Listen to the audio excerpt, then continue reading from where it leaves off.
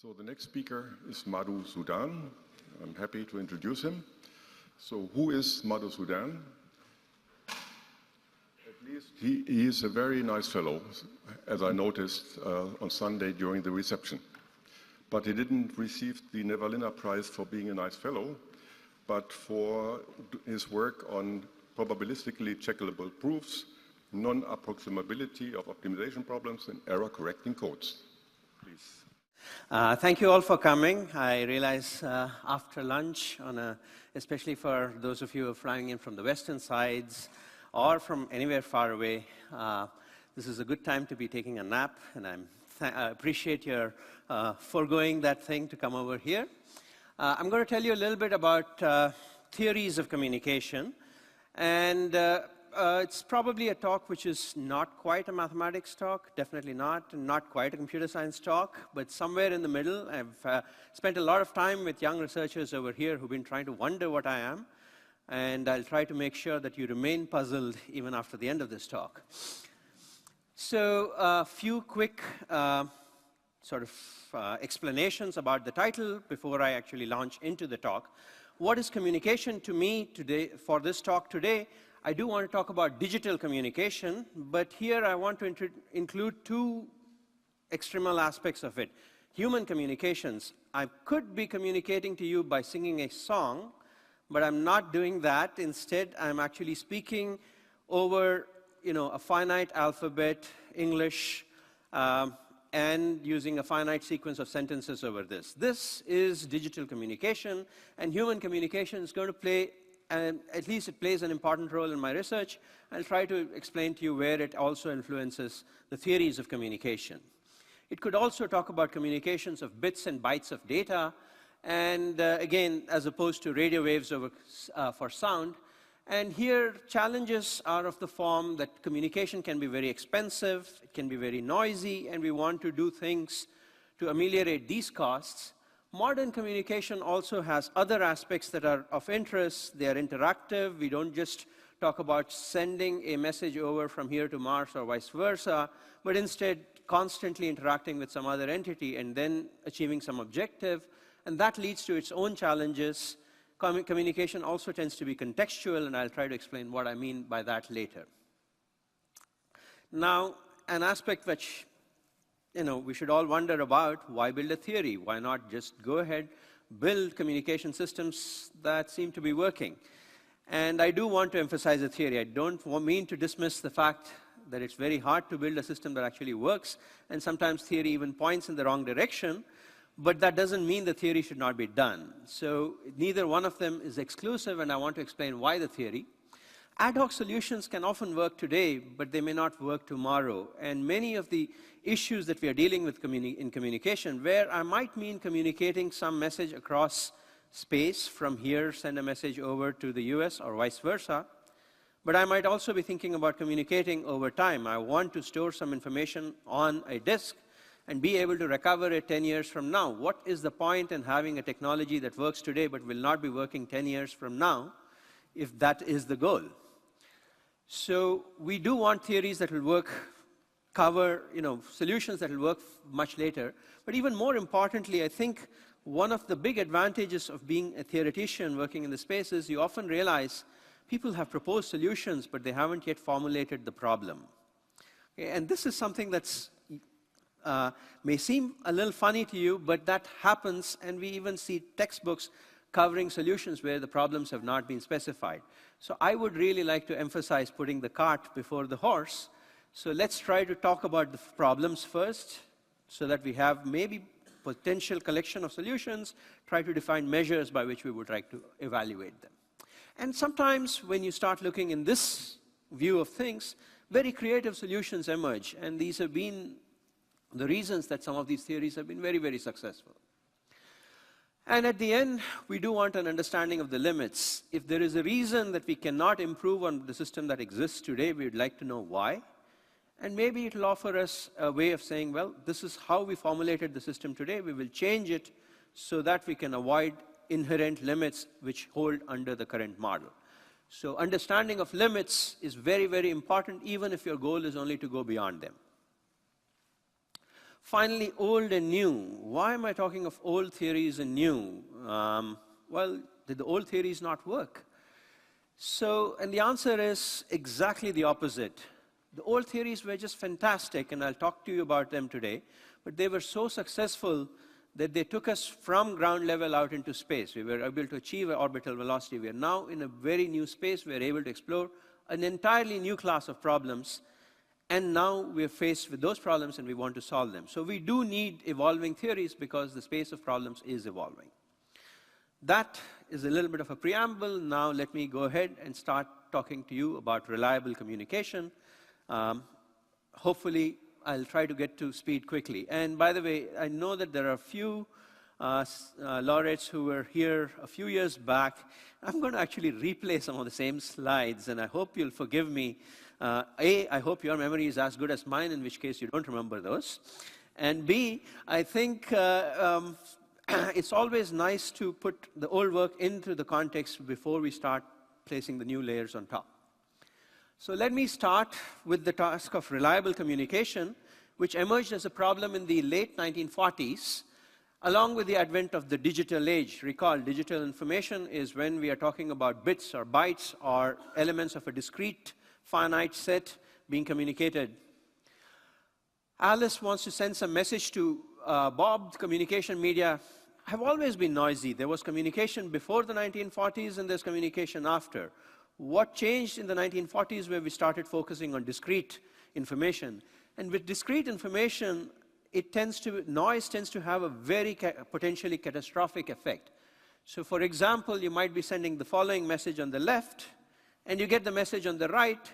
There's only one error, but it is catastrophic. It is the exact opposite of what you really intended. We do not want this to happen. Digital information needs to be preserved in its entirety, or else it's futile. How can we go around protecting information when we are worried about errors? And by the way, you can make your physical system as reliable as you want. It will never be 100% reliable. In fact, even with all the layers we put on top, all we do is improve the level of reliability. It's never 100%. One very simple idea, and this is what I mean by, let's start by offering a solution before explaining the problem, is this is a solution we could work with. Let's just go ahead and repeat everything we want to say 3 times, okay? I want to say W, okay, W, W, W, and so on and so forth, and I send this much longer sequence. And maybe with all the errors that happened, what I received is a sequence which has a few letters, and they're color-coded for you. Of course, the receiver would not see them as color-coded. They would just see a sequence of letters and now have to figure out what was the message. And this works moderately well. If you look at this block of letters, you see a W appearing in majority. You might say, okay, maybe that was a W. You see this block that's entirely W's, that was probably a W. You look at this block in the middle, you see a couple of S's and an R, you think it's an S, but now you're actually wrong, okay? So it's improving the reliability. It has not brought you up to 100%. And in the process, you have paid a price. You have repeated every symbol that you're sending 3 times. You're using roughly 1/3 of the bandwidth that may be available to you for the communication. Is this the best? Is this what we should be doing? Okay? But let's understand first a very simple, I don't do too many calculations in this talk, but let's do this one with me. Okay? I want you to go through the following calculations. Now let's fix the number of repetitions. Let's say I repeat everything 11 times. Okay? There is still some probability that all 11 symbols might be corrupted, right? It's some positive number. It's not going to be 0. Now let's take the length of the message to infinity. Make it longer, longer, longer, and longer. What's the odds that at least one of the symbols will be entirely corrupted, all 11 occurrences? It's a positive number, and in fact, as the length of the sequence goes to infinity, it's 100%. There's a 100% probability that something is completely ruined. What we learn from this is that if you fix the number of repetitions, the length of the message is bounded. If the length of the message is going to infinity, the number of repetitions has to go to infinity. And if the number of repetitions is going to infinity, the rate of usage is 0, is going to 0. Okay? And that really was the belief at the time of the first paper that I want to talk about, when this kind of question started getting explored. How can I make digital communication reliable when I want to send longer and longer and longer messages? Will I really be paying, can I only achieve communication at rate 0, or will it be positive? And I would think that, maybe some people would contradict me on this, but I like to stick to my beliefs and not listen to actual stories about history. So my belief pre-1940 was that the rate of every scheme should have been 0 as the length of the communication went to infinity. Length of the message that you want to transmit goes to infinity. In view of this, the next seminal work, the first work that I want to talk about today, Shannon's theory, which came about in a monumental thesis that he wrote in 1948, came up with a very surprising, different answer. One of the things that Shannon did, which was really beautiful, was to first articulate what is the problem and what are the features that are available, what is under our control. There is Alice that wants to talk to Bob, and there's a noisy channel in the middle. But Alice does have a hope of encoding the string. What is encoding? The example that we saw earlier, we were repeating every letter thrice. That is a form of encoding. Some way of transforming the message into something longer, so that after you've transmitted it according to over the channel, you receive something, you do some decompression, decoding, reduce it back to a sequence of the length that you were expecting, with some, clever inferences. Like, for example, take the most frequently occurring symbol in every block of 3. That's some sophisticated thinking. Maybe we can do others. And then we should ask, did Bob get the original message out? The exact message as was intended to be sent by Alice. Now, a magical transformation happened here. Shannon decided, okay, so I want to design an encoder and a decoder. Let me just denote them by arbitrary functions. If I'm transmitting bits, let the encoder E be any function mapping k bits to n bits, where k over n is the rate at which I'm communicating. In the previous example, for any choice of k, n would have been 3 times k. Now we are saying, okay, pick an arbitrary n, an arbitrary k, look at a function from E mapping n to k, and see what can we do. And we will apply as decoding any arbitrary function d mapping n bits to k bits. Of course, we want some nice properties, some relationships between E and d. If you transmitted the encoding of a message and then just got the exact thing without any corruption, you would want the decoding to give back the original message. But even if there was some error, the encoding of the message got corrupted by some error. I'm just denoting it by plus error. It doesn't mean anything in this talk. Some error happened, you decode, you should be able to recover the original message with very, very, very high probability. Okay? If you can do that with a particular rate, that's the rate that I'd like to achieve. Okay? This is a very simple, clean description. And I think in already formulating this problem, Shannon did some major leaps of faith. One, he's thinking about this in 1948 when there are no computers about. Okay? And he's saying, let's take an arbitrary function and see what happens. What are you going to do with this arbitrary function, my dear friend? Well, I don't know. Maybe the next 50 years will tell me. Okay? But that was the thinking then. And that is indeed something that took more than 50 years to actually realize the ultimate dreams that he was able to promise. But he took the leap of faith and said, look, doesn't matter what is the complexity of this encoding task, what is the complexity of the decoding task. I'll worry about it later, but let me first understand the limits. So he looked at these two and then decided to, just writing it down as a precise mathematical function and saying, well, we can take any functions we want is a wonderful, clean abstraction of the problem. What are the best encoding and decoding functions? And Shannon gave the ultimate answer. Okay? His ultimate answer was the rate that you can achieve is 1 minus the entropy of P. Entropy of P is this quantity over here. I don't want to read it to you. It's not very important to the talk. And this can be achieved. This is the best possible. There exist encoding and decoding functions which will achieve this in the limit. And this is not something that you can improve upon no matter what you do.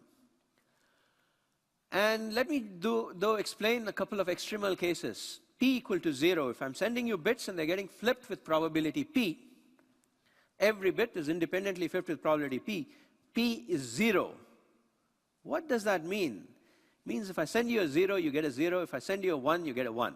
There is no error in this channel. It doesn't take rocket science to figure out that the rate is 100%. Of course, Shannon proved that.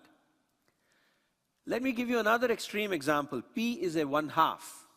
If I send you a 0, you'll receive a 0 with probability 1/2, a 1 with probability 1/2. If I send you a 1, you get a 0 with probability 1/2, get a 1 with probability 1/2. You don't need me to transmit these zeros and ones. You can just simulate it sitting at your own side, just toss a coin and you get exactly the same sequence. So clearly the rate is 0. You're seeing random coins uncorrelated with what I'm sending. And the Shannon theory proved that. Not two pieces of rocket science, but nice. What is nice is what's in between. This function rate is monotone decreasing for P going from 0 to 1/2. So even if there is the probability of the bit getting flipped is 0.4999, that gives you some positive rate at which you can transmit. And this is positive independent of the length of the message. Make the length of the messages longer and longer and longer, and you can still transmit at this rate. And Shannon was able to prove this. I mean, completely counterintuitive to what we described in the repetition code. So this is a lovely piece of theory. And let me just tell you a little bit about what I view as Shannon's major contributions over here. It's a far-reaching architecture.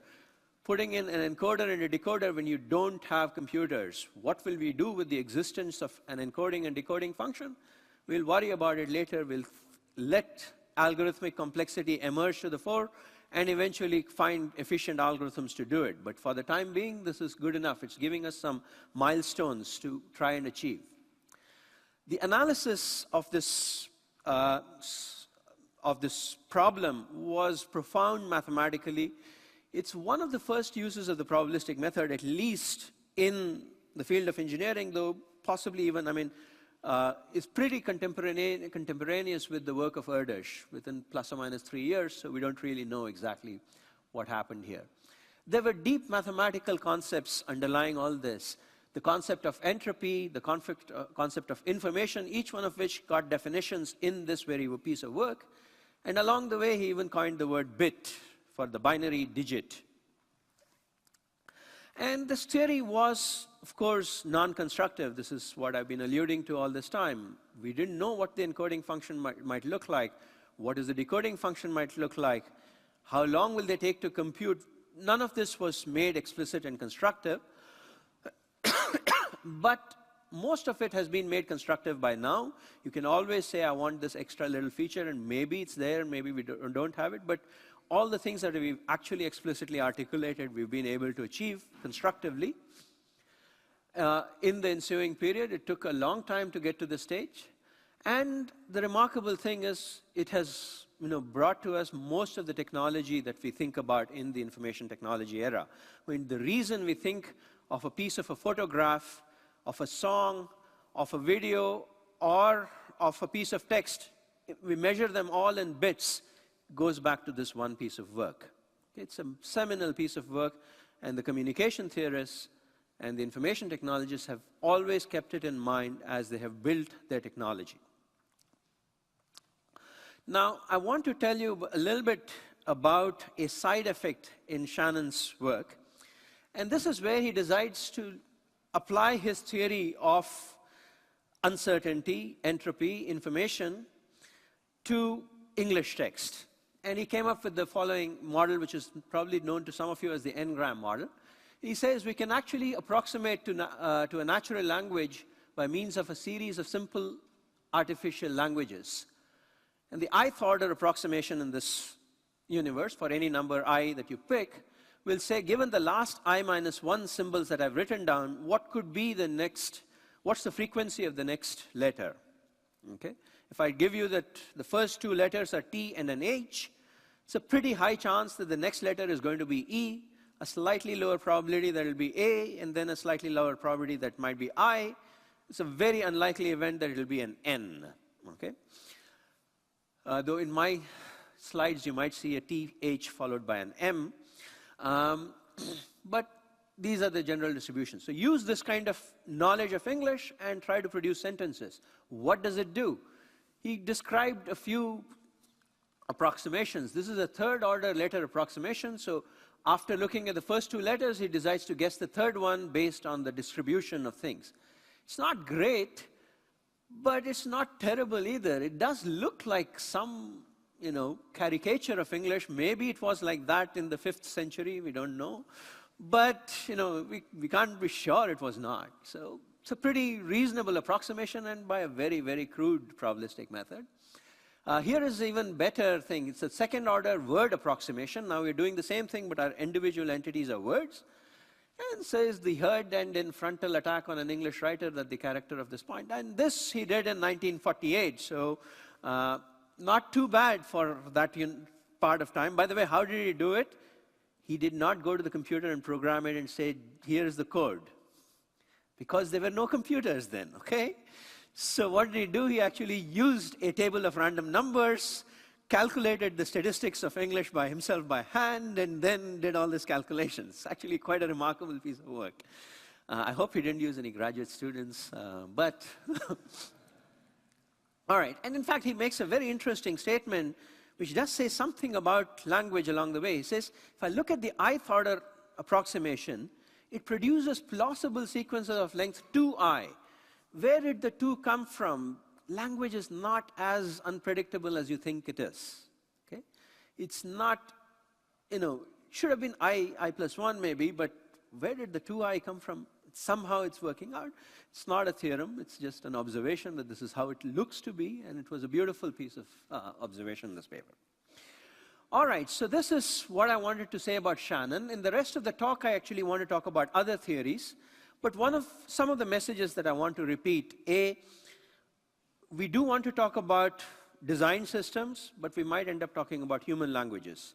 Actually, my next slide will go in the other direction. We want to talk about human languages. We'll end up influencing design systems. We also want to talk about the interaction between mathematics and engineering and applications and modeling. Mathematics came in as a fundamental tool to solve an important engineering problem of the times, in fact, a fundamental engineering problem of the times since then till now. And along the way, it also helps us model some, find some esoteric aspects of some, common, of language, which we didn't probably expect. So this is the kind of a phenomenon that I want to trace in the rest of the talk. And the kinds of theories that I will talk about, Chomsky, really given my knowledge, I shouldn't be talking about him. On the other hand, not talking about him would be a travesty, so I decided to include a little piece about him, but really that deserves an entire lecture on its own. I'll talk a little bit about works of Yao and Schulman, which are, I think, very important and some things that you should all be aware of. The remarkable thing, the kinds of questions that we should be asking, and the kinds of solutions that may exist. And of course, I'm not here to just do some charity work. I'm here to sort of advertise some of our own work. So I'll tell you a little bit about our own work, about context and uncertainty and how we should model it and how important they are to communication. All right, on to Chomsky. Chomsky started this work around the same time as Shannon, maybe a little bit later in the 50s. And his goal was, of course, to understand human communication. I say communication, though in his text you might see more frequent occurrences of the words like language and grammar. And indeed, that's what he focused on. He actually came up possibly, I may be wrong, and if I am wrong, please let me say this and then correct me later in the break. He formalized grammar mathematically, okay? It didn't capture all aspects of English grammar. It did not, this was always like, this is a structure that you could put to understand grammar, and then you have to introduce all your variations. And it gave a lot of the structure behind languages, and it started to raise questions about, how much of language is got to be embedded in your cognitive system, in your neural net, in the brain already, and how much of it could be acquired by learning to talk. And these kinds of questions started to get articulated in this work. It was a profound piece of work, has influenced linguistics heavily since then. But linguistics is not the only thing it actually influenced.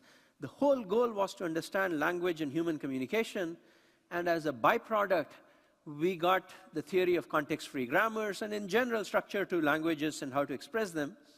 And we learned that maybe making languages a little bit more structured gives us very good tools to use on programming languages, and out came theories coming out of it like automated parsing or compiling and interpretation. And it's so successful today that, in fact, we don't even teach it anymore. We just program it out and we are done. Okay?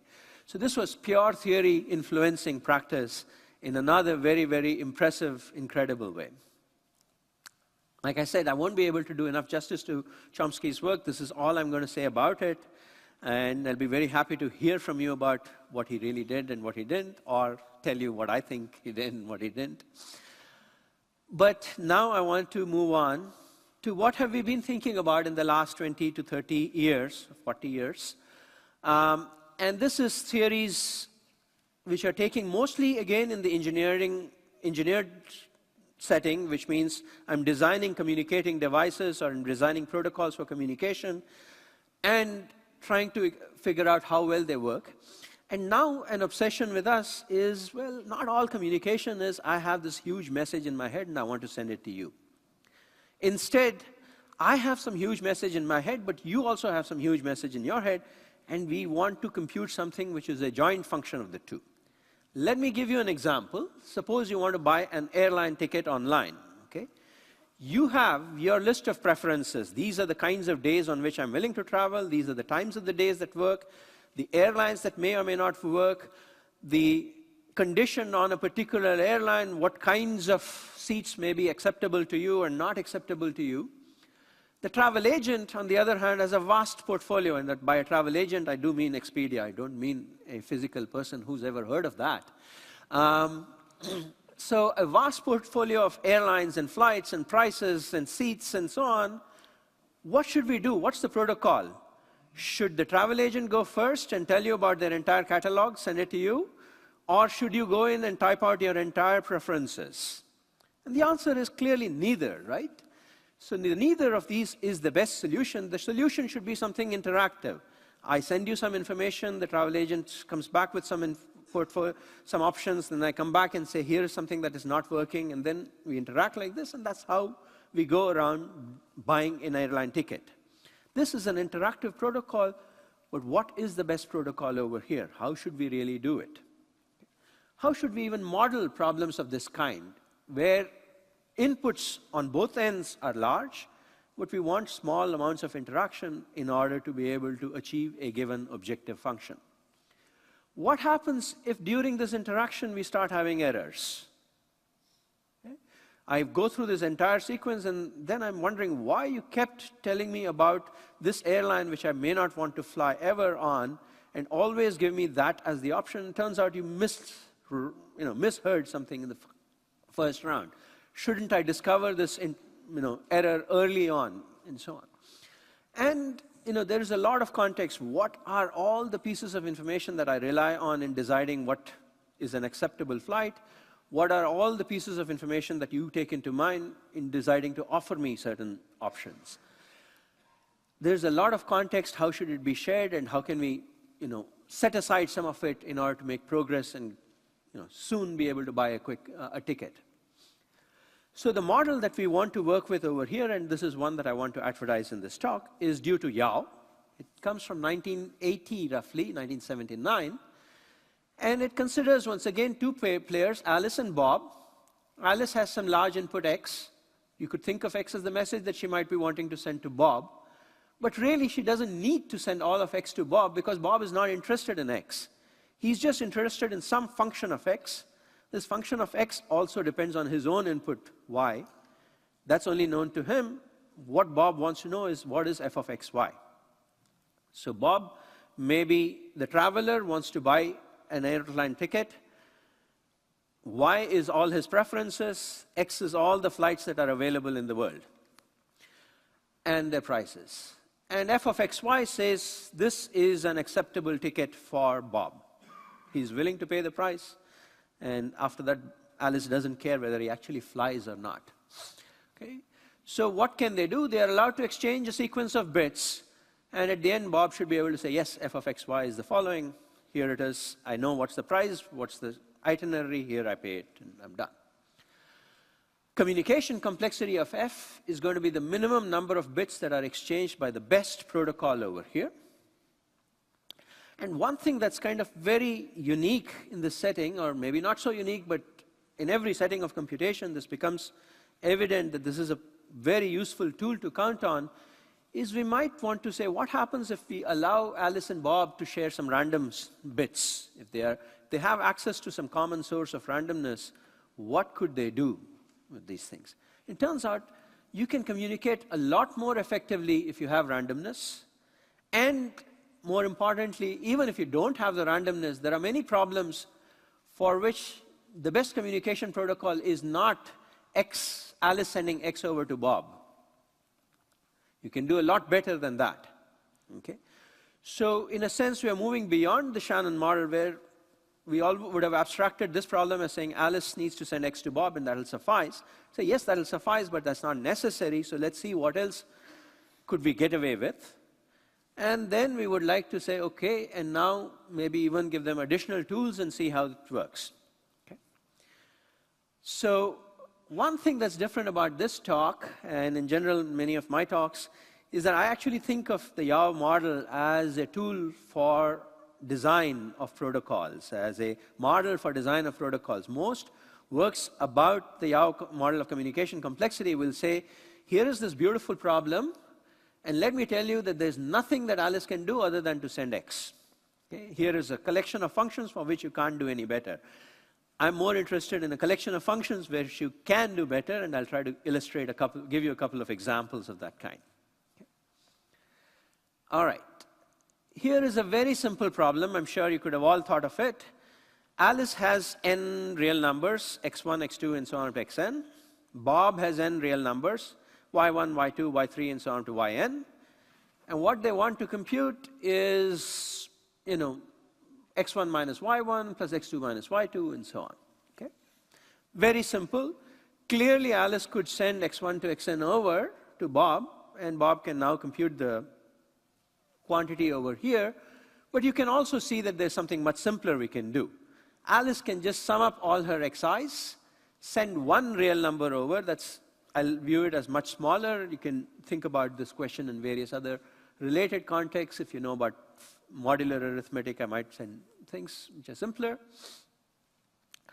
And what Bob now does is to just takes the sum of xi's, subtracts the sum of the yi's. We used associativity and commutativity of some of these things to come up with this simple formula. And one real number suffices. The communication complexity is not growing with n. It's much, much, much smaller. Okay? It's a lovely solution, except it's not such an interesting problem. Let me tell you about a slightly different problem.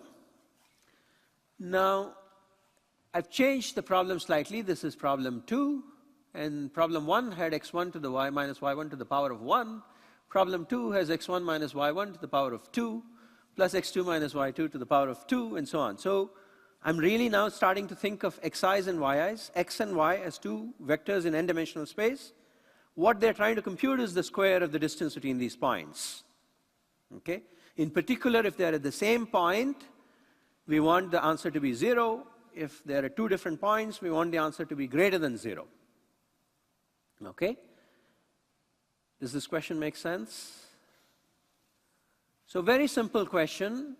What's the solution? Should I send x1 squared to plus x2 squared and so on?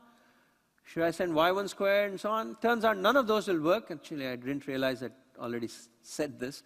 There is no variation of any of these solutions that I would offer which would require less than n bits of communication.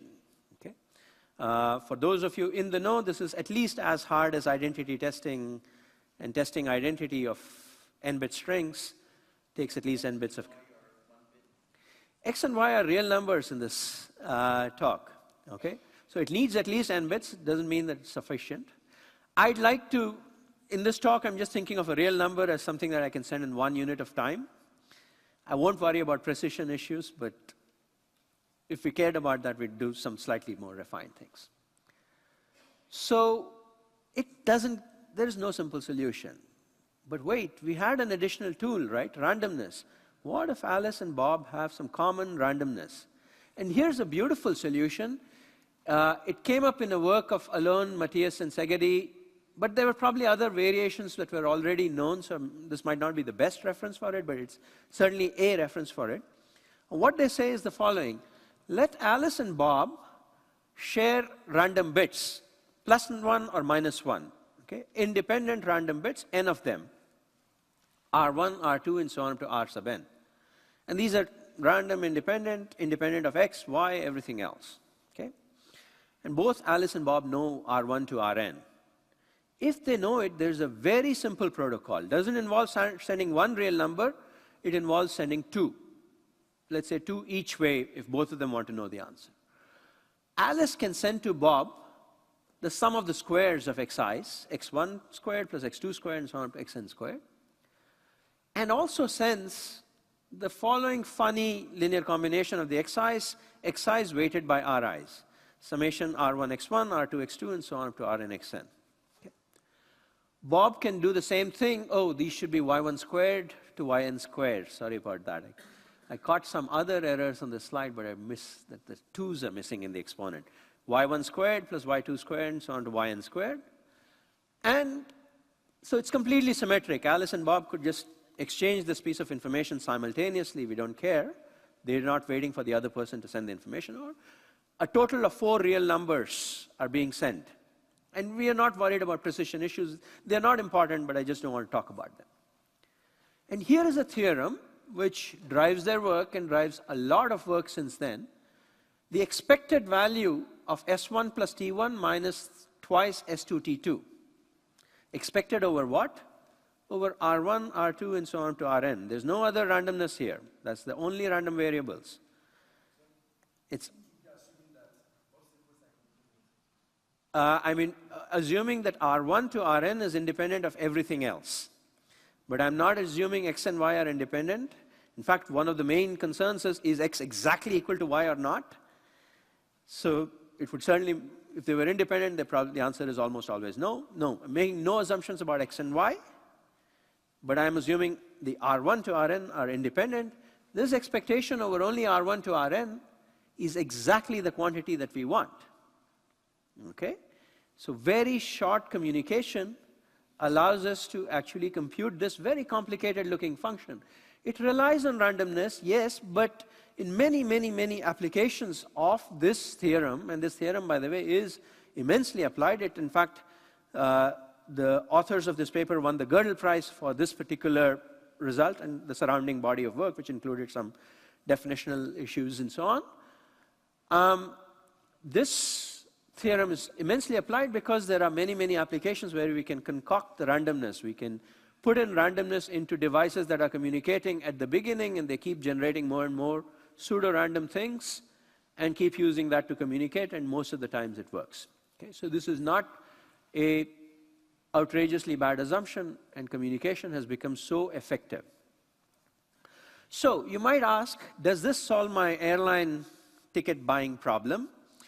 And the answer is not quite, but it brings us close.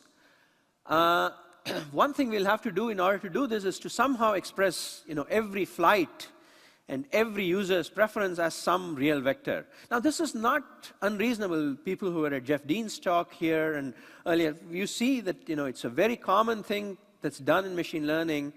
You translate, whoops, I did this mistake. Did I get it back? All right, sorry. It's a very common thing that's practiced in machine learning to be able to express preferences and other pieces of data as long vectors in real space, where the distance really means what you want it to mean. Okay? So it's not unreasonable, it's not unheard of. And distance roughly says how closely aligned is this option of airline ticket to my preference. And you can actually use this.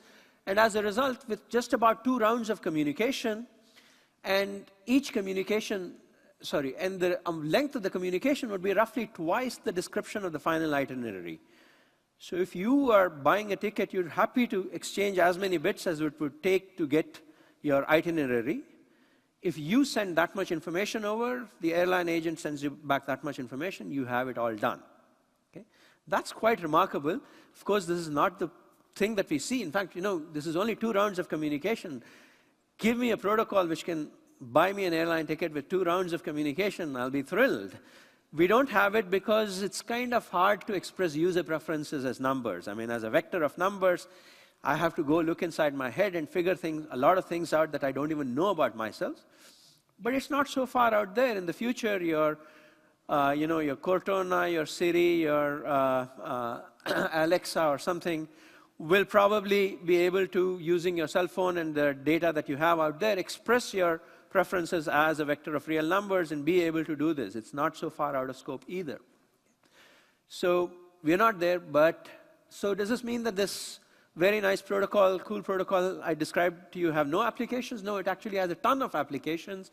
It's used all the time in things like genome matching, spam detection, image similarity, and so on.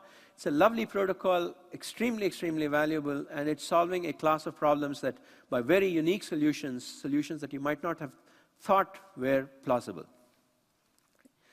All right, so marching along, I want to tell you in the next 5 minutes or so, I guess, I'll tell you a little bit about interaction plus errors. And here, I do want to talk about interaction, but let's think about a slightly different scenario than an airline ticket buying process. But say we're trying to maintain a file in the cloud server with concurrent updates from different people. So you may have been performing an update, I may be performing an update. I want to know what is the status of the file before I tell you what update I want, because I might be editing things which are not in, I might be deleting things which you've already deleted. And an asynchronous update could lead to major catastrophes. I want to focus on just the part of the interaction that goes between one of the users, say Alice, and the server. And let's look at this interaction. The server says, this is what the file looks like. I say, OK, change these. And then she says, here's what the file looks like. We keep doing this. Now imagine that the first of these binary sequences I said edit. I said, leave the file as it is. Somehow by an error, the server says, OK, let me delete the first line. I need to find this error as soon as it happened. If I don't find out about this error, I might start making catastrophic changes in the file. So if there are errors in interaction, we can't just do line-by-line correction. Every one of my updates might be 1 bit saying, here's what needs to be changed. Here's what I need to change. I cannot repeat, for 1 bit, the only error-correcting code is repeat. Okay, I can repeat it as many times as we want, and as we know, repetitions do not work for long interactions. They have rate 0. So we will have to come up with a different scheme, and schemes which sort of look at the entire history of interactions and say, have errors happened? And when errors happen, they have to say, oh, how much should we roll back? And this is a very delicate task. Errors must be detected, but we also have to worry about false alarms. It may look like there was an error up there, but it was actually recently, and we decide to rewind. Oh my God, all this communication that we did is wasted. So we have to be very careful about this. It's a delicate task, it's novel, and I don't know how to build a solution based on just black box use of Shannon. So it turns out there are lovely interactive coding schemes. So by the way, I hope I gave credit. Leonard Schulman came up with this problem in 1992, gave a lovely solution. Both the problem and the solutions were largely ignored, but we appreciated it, but we didn't work on it. It's only now that there's a lot more activity in this field. And what we know is the following. If p bits, again, we can ask the question, if every bit that I'm sending is flipped with probability p, what can I live with? What is the rate of information transmission? And it's remarkable. It's actually, there is a linear rate of information at which I can pass information in the same regime between p being 0 and 1/2. But the scaling is somewhat different. It's 1 minus square root of 2p. And there's a whole series of works which has gotten us here, and it's a lovely series of works. I would say it's very surprising to me, even given Shannon. I mean, Shannon was very surprising. This is equally surprising, even if you condition on knowledge of all the past. All right, so that's about all the other works. Now, briefly about my own work in this direction. Oh, am I actually at about 40 seconds left? Okay, so let me very briefly tell you what we've been looking at lately. It's in the same model as the Yao model of communication. I want to think about people exchanging information, but where they have large pieces of context built into it. When we talk to each other, how am I giving this talk? I'm assuming all of you know English, but can I actually define English? So it turns out there's a lot of questions that we can formulate around communication, which ask the question where I'm assuming that the user and the two interacting players share some very large common piece of information. When we do mathematical proofs, I assume that you're all familiar with high school mathematics. But what is high school mathematics? I don't know. I can't write it down. And if there's one line of that high school mathematics that you don't know, it's not that my proof fails. If I'm sending this information to you right now, if I'm speaking to you, I have to write down a dictionary of English before I can say this is what you know. But can I write down a precise description of English which, if you are missing a few words of, you won't understand the talk? It's not the case. I try to build talks which are built on shared contexts and at the same time are robust to imperfectly shared contexts. So we've been trying to look at these kinds of questions a lot. Turns out that the Yao model is the right framework for studying this. And there's a lot of ways in which you can inject context into the Yao model. I won't try to tell you about all the details of it, and do feel free to come by and ask me about it. But it turns out in many of these cases, you can see a very similar phenomenon. If I ignored the context and said, how long does it communicate? Excessively long. It would be as if I ignored the fact that you know English and launched into this talk today. I could not get anywhere close to the end of this talk by now. On the other hand, I cannot assume perfect knowledge of English either. But if I do assume perfect knowledge of English, I could have probably said a little bit more. So being somewhere in between, I have to scale down my ambitions. I have to say a little bit less. So it costs a little bit more in communication, but I'm robust to a fairly large, wide audience of context. All of these things can actually be captured in theorems, and there are a fair number of theorems that we've proved along these lines. I won't tell you exactly anything about them except to flash you a collection of pictures, some very respectable people here, some not so respectable people here. And, but these are all theorems, and there are some theorems that we have along the way. Okay, so I'll stop here, and thank you very much.